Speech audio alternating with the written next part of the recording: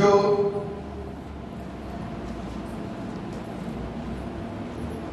किसी काम को, किसी टास्क को खत्म करने के विषय में बताता, किसी जिम्मेदारी को, किसी काम को पूरा समाप्त करने के विषय में दर्शाता। इससे कि इस बात का एहसास होता है कि प्रभु यीशु मसीह अपने साथ में बहुत सारी जिम्मेदारियों के साथ में आए थे, बहुत कामों के साथ में आए थे, और उन्होंने उन सारे कामों को क्या करा? समाप्त। इसीलिए यीशु इस बात को बोलते हैं, इट इज फिनिश्ड। मेरे पिता की इच्छा यह है कि जो कोई इस पर विश्वास करेगा वो नाश नहीं होगा, परंतु अनंत जीवन। अनंत जीवन की बातें मैंने लोगों के बीच में डाल दी। अब लोग इस बात को कहते हैं, सोचो तो सही, भीड़ उसके पीछे हो चली है। सोचो तो सही, भीड़ उसके पीछे हो चली। किसके पीछे हो चली? यीशु के पीछे हो चली। यीशु ने ऐसी कौन से चुनन गिरा दिया कि भीड़ उसके पीछे जा रही है? यीशु मसीह ने ये परमेश्वर के कलाम को, इन सच्चाइयों को, नैतिक बातों को, नैतिक शिक्षाओं को, आत्मिक बातों को, पवित्र बातों को, अनंत जीवन की शिक्षा को, पवित्र आत्मा के वरदानों को, हर एक चीज को एक एक करके बड़ी बारीकी से क्या करा? उनको सिखाया और उनको समझाया और उनको बताया कि ये तुमको जानना बहुत जरूरी है। ये सबसे पहली चीज, जो चीज को उसने पूरा किया वो था वर्क ऑफ सैल्वेशन, उद्धार का काम पूरा किया। कौन सा काम पूरा किया?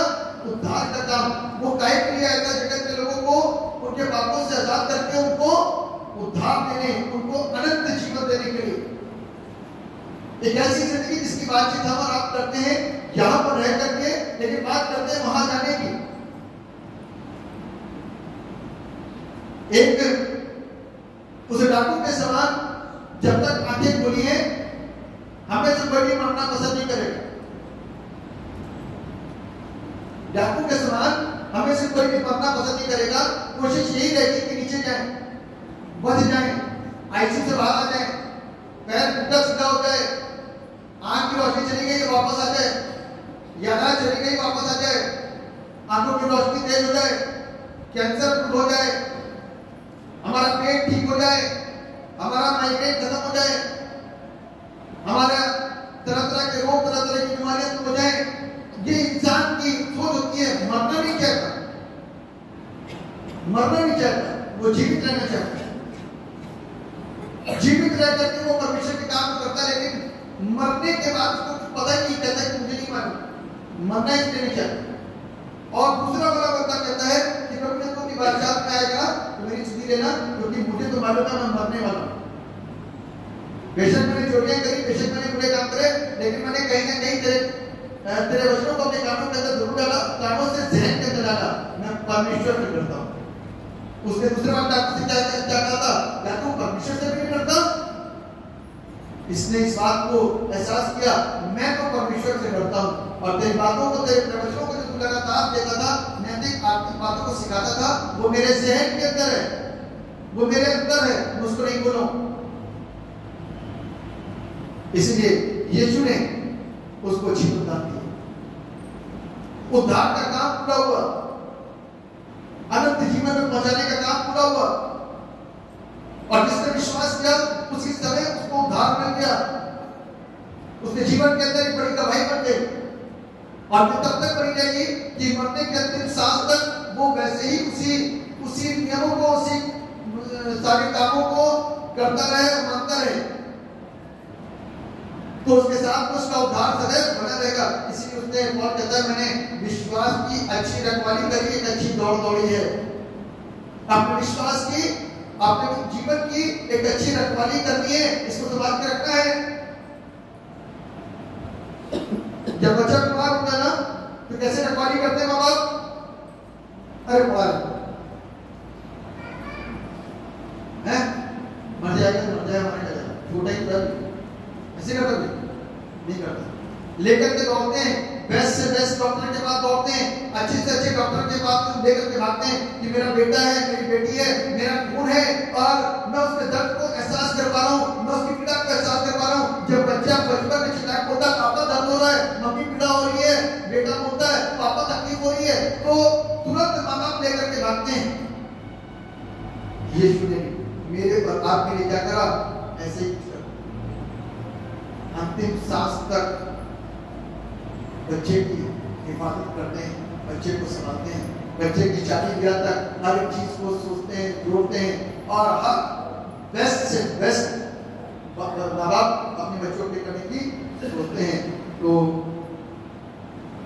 उद्धार को बरकरार रखने के लिए हमको क्या करने की जरूरत है, बेस्ट से बेस्ट संगति करनी, ताकि हमारी आत्मिकता के ऊपर कोई गलत बीज ना डाल दे।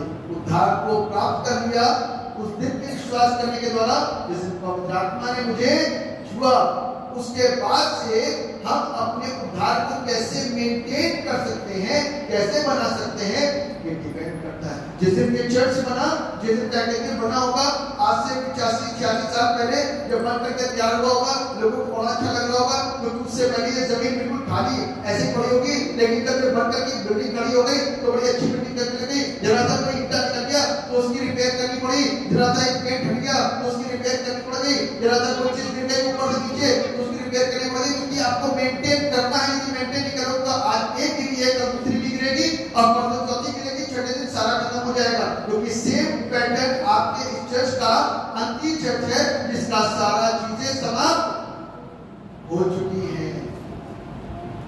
इसी चर्च का सेम पैटर्न कहां पर है, अंतिम में इसका छोटा स्वरूप है और उसका सारा सिस्टम क्या हो गया, खत्म। उसका ऑल्टर जुए का एक अड्डा और जानवरों की गंध का स्थान बना हुआ है। आज ये बड़ा उदाहरण मेरे रात को एक बड़ी नसीहत दे सकता है। यदि वहां पर संभालने वाले, वहां देखने वाले होते तो शायद उसको देखा जा सकता, उसको संभाला जा सकता, अन्य हाथों में जाने से रोका जा सकता था, वहां की बेचाबाजी से उसको रोका जा सकता था, वहां की पवित्र बेटी जिसको बहुत पवित्र मानते हैं उसकी पवित्रता को भंग होने से रोका जा सकता था, उसकी चीजों पर चोरी होने से रोका जा सकता था, उसके खिड़की दरवाजों को, उसकी दीवारों, उसकी ईंटों को चुराने से रोका जा सकता था, लेकिन नहीं हुआ। आज पूरे हालात चर्च के, आज वो चर्च जाने नहीं जाता, आज वो पहचान खत्म हो चुकी है। सिर्फ थोड़ा बहुत हो सकता है आगे पीछे रहता, बाकी सारी पहचान खत्म हो गई। कोई नहीं कह जाती चर्च है, लेकिन इस बात में कहा कि कभी यहाँ चर्च हुआ करता था,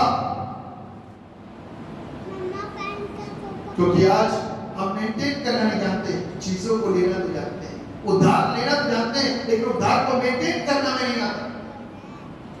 कौन इस बात को सिखाता है कि मैंने एक अच्छी रखवाली करी, यीशु इस बात को कह रहा है कि मैंने एक अच्छी दौलत करी, यीशु इस बात कहता है कि मैंने दौड़ते दौड़ते दौड़ते दौड़ते पिता की इच्छा को भी पूरा करा, हर काम को पूरा करा, हर एक चीज को मैंने एक एक करके समझा और लोगों को बताया, इट इज फिनिश्ड, सब कुछ पूरा करा, उद्धार का काम पूरा करा मैंने, और मैंने पिता और लोगों के रिश्ते को जोड़ने का काम भी करते, जिसको बोलते हैं रिकंसिलिएशन, मेल मिलाप का काम उसने कर दिया, ताकि वापस से हम और आप अपने आप में अकेलापन महसूस न करें या किसी के सहारे या किसी के ऊपर आश्रित ना हो।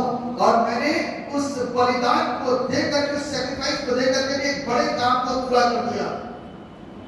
अब दोबारा सैक्रिफाइस की जरूरत नहीं है, जो बैल और बकरों को ले जाकर के हर वर्ष अजूब चढ़ाए करते थे, अब उसकी आवश्यकता नहीं रही। इट इज फिनिश्ड, ये पूरा हुआ। प्रभु यीशु मसीह सारे कामों को पूरा करने के बाद में अपने पिता के पास में हर एक चीज को बोलते हैं, प्रभु तेरी सारी जिम्मेदारियों को मैंने पूरा किया, तूने जो जो काम मेरे को लेकर के भेजे मैंने सब कुछ पूरा किया। जब एक बेटा मां के द्वारा लिखी गई एक लिस्ट होगी ना, बेटा सारा सामान लेकर के आना, तो बेटा सारा तरफ घूमता है, एक सामान लेकर के आता है, मां कहती सब लिया, सब पूरा लिया, कुछ रहा नहीं, कुछ नहीं रहा। जब रह जाता कहता कि दो चीजें रह गई नहीं। ठीक इसी प्रकार से पुत्र ने 33.5 साल लिए अपने पिता की मर्जी को पूरा करने में, 33.5 साल उसको लगे पिता की इच्छा को पूरा करने में, और 33.5 साल के अंदर उसने क्या करा? अपने पिता की सारी इच्छा को पूरा करा, व्यवस्था को पूरा करा। कहता मैं व्यवस्था को लोप करने के लिए नहीं, परंतु व्यवस्था को क्या करने के लिए आया हूँ? पूरा करने के लिए आया हूँ। और उसने व्यवस्था को क्या कर दिया? पूरा कर दिया। स्वयं को इस पृथ्वी के लोगों के लिए और इस पृथ्वी पर आने के उद्देश्य को भी उसने क्या कर दिया? मेरे प्रियो, आज जब सब कुछ उसने पूरा कर दिया तो करा कहाँ? मेरे डॉक्यूमेंटेशन, और पूरा करने के बाद में कुछ हैंडओवर करके, पूरा करने के बाद में क्या करके गया? कुछ दे के गया, हैंडओवर करके गया। लो तुम्हें देता हूँ। अब इसके द्वारा तुम इसकी हिफाजत करना किसके द्वारा करोगे? Gift of the spirit. आगे द्वारा पवित्र आत्मा के वरदानों के द्वारा तुम इसकी क्या करोगे? रखवाली करना, अपनी भी रखवाली करना, दूसरों की रखवाली करना। और इस बात को बोलता है कहीं ऐसा ना हो दूसरों की रखवाली करते करते दूसरों को सिखाते सिखाते नहीं रह जाऊं।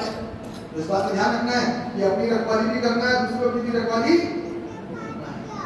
6 दिन में दुनिया बनाने के बाद में सारा काम पूरा हुआ, और छठा करना इस बात को एंड अप कर देता है कि पूरा हुआ, सारे काम से फ्री हो गया। अब मेरा अंतिम काम रह गया। क्या काम रह गया? कि अपनी आत्मा अपने पिता के हाथ में सौंप दूं। ये अधिकार है उसके पास, क्योंकि अंतिम समय तक हम मरना पसंद नहीं करते ना, तो आत्मा सौंपने की बात नहीं कर पाते,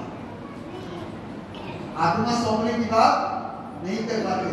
यीशु को मालूम था कि वो क्या करने आया है, और करने के बाद में उसने इस बात को बोल दिया, इट इज फिनिश्ड, सब पूरा हो गया। अब मेरा अंतिम एक काम रह गया, मैं अपनी आत्मा अपने पिता के हाथों में, और क्या करके उसने अपने प्राण।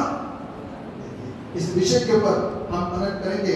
अंतिम कलमा है, और छठे कलमे में पहले हम लोग प्रार्थना करेंगे, उसके बाद अंतिम कलमे करेंगे। निहायत मुबारक खुदावंद यीशु, तूने सलीब पर से ऐलान किया कि तेरी जिंदगी का काम पूरा हुआ। तब हम तेरी मिन्नत करते हैं कि हमें और हमारे हम जिन्सों को उस काम की अजमत सिखा जो तूने हमारे सुपुर्द किया है। हमारी मदद कर कि हम दुनियावी कामयाबी और नफे का ख्याल न करें, बल्कि तेरी खिदमत में वफादार रहें, और ये बख्श कि जो कुछ हम करें तेरी मर्जी के मुताबिक हो, ताकि तेरे पाक नाम की इज्जत और जलाल सदा बनी रहे।